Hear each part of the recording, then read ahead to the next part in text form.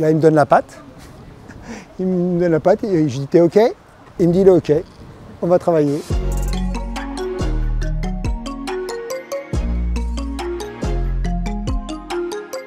Moi, je connaissais. Moi aussi, ça me dit quelque chose. Ouais. C'est éduquer des chiens qui servent pour les personnes qui sont aveugles. Les moniteurs et les éducateurs construisent des chiens, préparent des chiens à assister des personnes déficientes visuelles. C'est-à-dire que ces chiens-là vont être capables de les accompagner dans leur quotidien, dans leur vie sociale, éducative, culturelle, professionnelle, etc. Et ces chiens vont les accompagner, leur permettre de se déplacer plus facilement qu'avec une canne. Je dirais que oui, parce que Oui, et justement, le handicap, peut-être que comme il n'est pas très...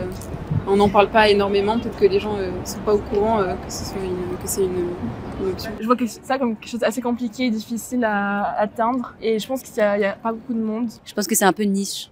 Oui, Sans vouloir faire de mauvais jeu de mots. Effectivement, c'est une filière très intimiste, elle est petite, mais oui, on recrute. Oui, on a besoin parce qu'autour de tous ces métiers, il y en a plusieurs. L'éducateur, c'est celui qui a fait les deux autres métiers. Mais on a besoin d'animaliers, on a besoin de moniteurs et après on a besoin d'éducateurs. Je pense que c'est bien payé. Oh, ça dépend. Si on fait ça au Luxembourg, c'est probablement bien payé. Déjà, on est dans les métiers du care, les métiers avec les animaux, éducateurs. J'ai une espèce d'amalgame qui me fait penser que c'est plutôt précaire. On va démarrer quand on est animalier assez bas, un peu au-dessus du SMIC. Et je vous dis, pour un éducateur confirmé qui a de l'expérience et de l'ancienneté, qui commence à prendre l'ancienneté, on va être autour de 2200 € net. Mais par contre, on parle de précarité, non. En fait, une fois que vous avez été formé, la formation coûte très très cher aux écoles. Ça se fait sur 4 ans. Donc effectivement, quand une école elle forme quelqu'un, elle a l'espoir de le garder quelques années, voire de nombreuses années derrière. Comme tout métier, ça comporte des risques, y compris avec des chiens, parce qu'il faut les éduquer, quoi. Si on tombe sur un chien agressif. c'est quand même une grande responsabilité de se dire que la vie de personnes aveugles peut en dépendre après. Pas du tout. Si vous voulez, la dangerosité ne vient pas du chien, puisqu'il y a une sélection en amont qui est encore historique.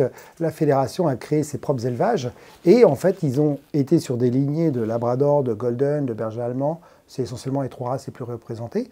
Et ils ont été sur des sujets qui s'y prêtaient, donc des chiens qui sont peu enclins à l'agressivité, beaucoup plus disponibles, etc., etc. Donc on a des chiens joueurs, effectivement. Donc non, c'est pas dangereux. Les chiens qui sont là sont tout le temps des chiens très sympathiques avec leurs congénères, avec les animaux en général.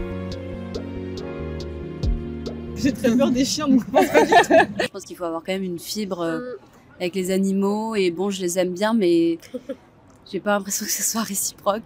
Je préfère d'autres animaux que le chien, donc c'est plutôt pour d'autres personnes. C'est un métier où il faut de la passion, qu'on a des déconvenus, que c'est pas tout rose, c'est pas si facile, qu'on touche aussi à l'humain et si vous voulez, avec des problématiques qu'on n'imagine pas au départ, des gens qui des fois sont même en souffrance, ont des fois des difficultés de locomotion bien plus importantes qu'on l'imagine, et on voit l'envers du décor qu'après. Je pense que c'est la chose la plus importante. Ensuite, dans les qualités, avoir des qualités de disponibilité, de patience, parce que l'animal demande de la patience. Il n'a pas les mêmes modes d'apprentissage que l'enfant. Ils ne verbalisent pas les mots comme nous. Il y a tout un tas de choses qui sont très différentes. C'est quoi la formation nécessaire pour devenir éleveur de chien?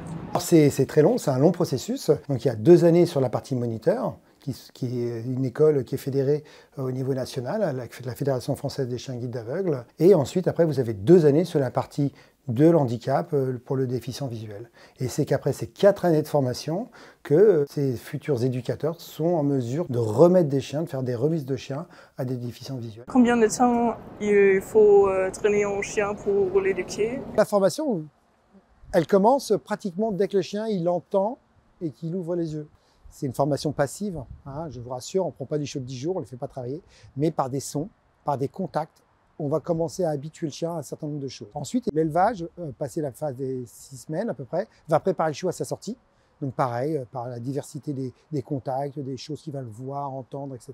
Et ensuite, après, il y a un travail qui commence en famille d'accueil, donc très important pour nous d'avoir des familles d'accueil, en partenariat avec les éducateurs et moniteurs qui suivent la famille d'accueil.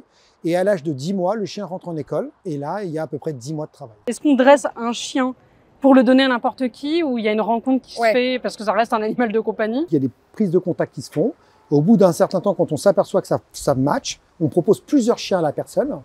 Et quand on a le meilleur binôme qui se crée, le meilleur couple, on peut parler de couple, à ce moment-là, quand le chien a fini sa formation, on va faire une remise qui se fait sur un minimum de 2 semaines et qui peut être plus long, de 3 semaines, en fonction des points à travailler et des itinéraires à travailler avec la personne. Qu'est-ce qui a motivé la personne qui exerce ce métier à faire ça? Moi, je crois que je suis né dans le chien tout petit. J'ai 53 ans et je fais du chien depuis l'âge de 14 ans. Donc aujourd'hui, je me lève le matin pour faire du chien, pour être au milieu des chiens. Je crois que c'est dans mon ADN.